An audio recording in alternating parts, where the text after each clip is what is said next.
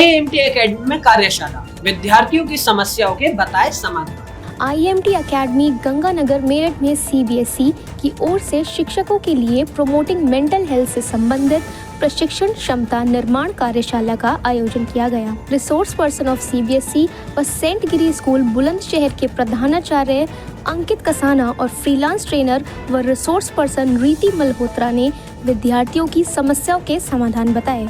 उन्होंने कहा कि आमतौर पर विद्यार्थियों में स्कूल में अनुपस्थित रहने, व्यवहार व सामाजिक एवं पारिवारिक रिश्तों में बदलाव, गलत पदार्थों के सेवन और एकेडमिक परफॉर्मेंस का गिरना आदि समस्याएं सामने आती हैं। इन समस्याओं के समाधान में शिक्षक और माता-पिता बड़ी भूमिका निभा सकते हैं। इस अवसर पर IIMT समूह के चेयरमैन योगेश मोहन जी गुप्ता, प्रबंध निर्देशक डॉक्टर मयंक अग्रवाल और प्रबंध संचालिका श्रीमती प्रियांशु अग्रवाल ने शिक्षकों के ज्ञानवर्धन के लिए ऐसे कार्यक्रमों का आयोजन आवश्यक बताया।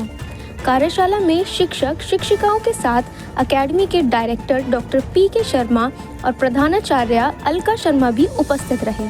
कक्षा 11वीं की छात्रा अक्षिता ने गणेश वंदना पर प्रस्तुति दी।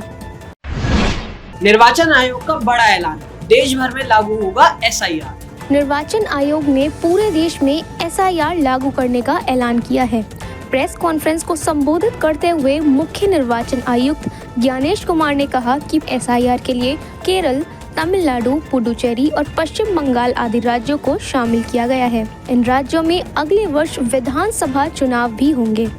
प्रेस कॉन्फ्रेंस में चुनाव आयुक्त सुखबीर सिंह संधू और विवेक जोशी भी मौजूद रहे। चुनाव आयोग चाहता है कि विधानसभा चुनाव से पहले इन राज्यों में SIR की प्रक्रिया पूरी कर ली जाए।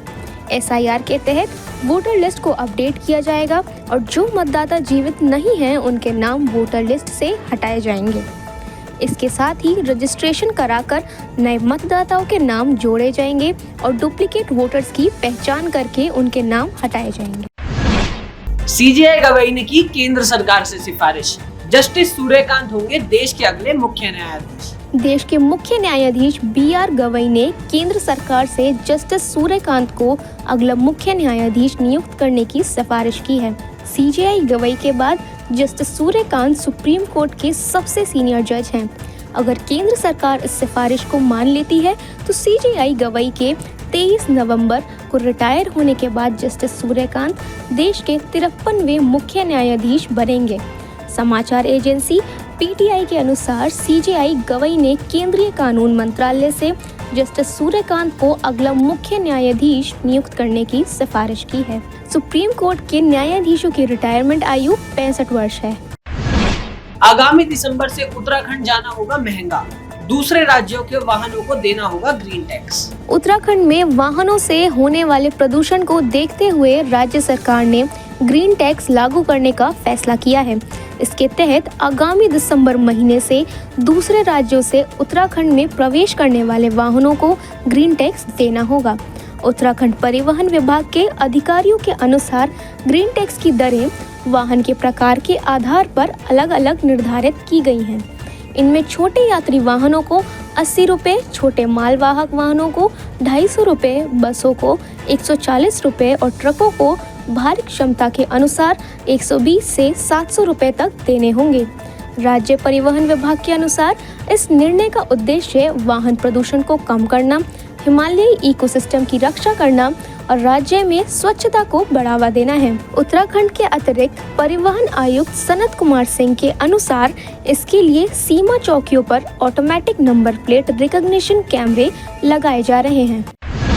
दक्षिण चीन सागर में अमेरिकी एयरक्राफ्ट पर हादसा, नौसेना का एक फाइटर जेट और हेलीकॉप्टर क्रैश। दक्षिण चीन सागर में हुए हादसों में अमेरिकी नौसेना का एक हेलीकॉप्टर और एक फाइटर जेट क्रैश हो गया।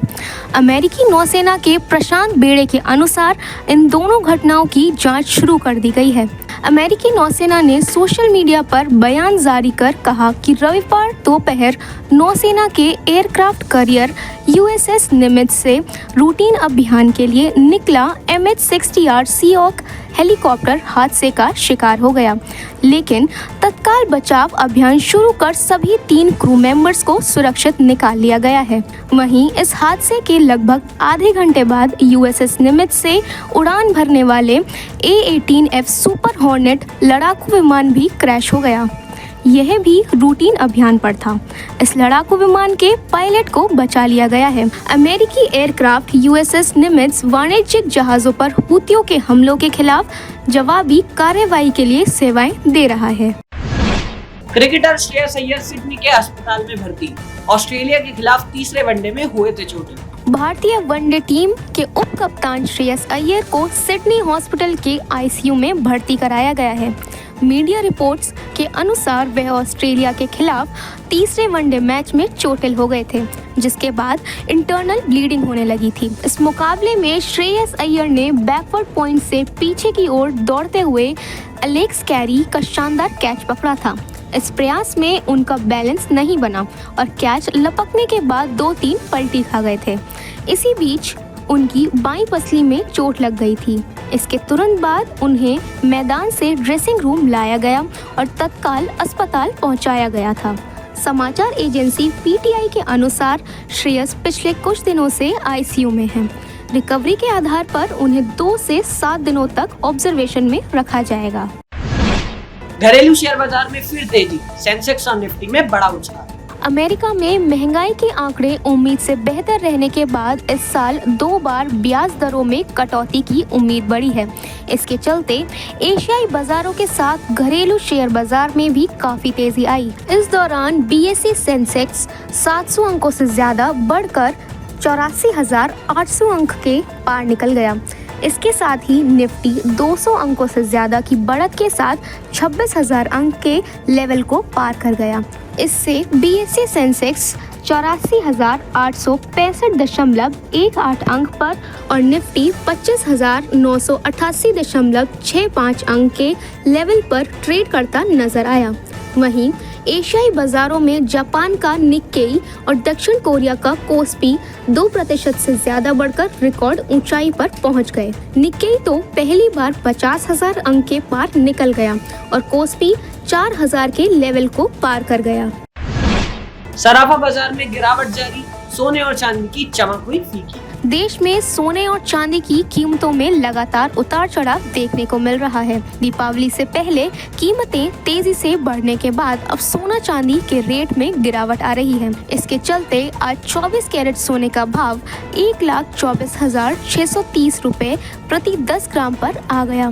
इसके साथ ही 1 किलो चांदी का भाव 1,55,000 रुपए प्रति किलोग्राम दर्ज किया गया। वहीं आधिकारिक वेबसाइट ibjrates.com के अनुसार 999 शुद्धता के सोने का भाव 1,22,402 रुपए प्रति 10 ग्राम और 995 शुद्धता के सोने का रेट 1,21,912 रुपए प्रति 10 ग्राम रिकॉर्ड किया गया। इसके अलावा 999 शुद्धता की चांदी 1,48,030 रुपए प्रति किलोग्राम के रेट पर कारोबार करती रही। आज के लिए बस इतना ही। कल फिर मिलेंगे देश दुनिया की नई जानकारियों के साथ। तब तक के लिए देखते रहिए और सब्सक्राइब करिए IIMT मीडिया।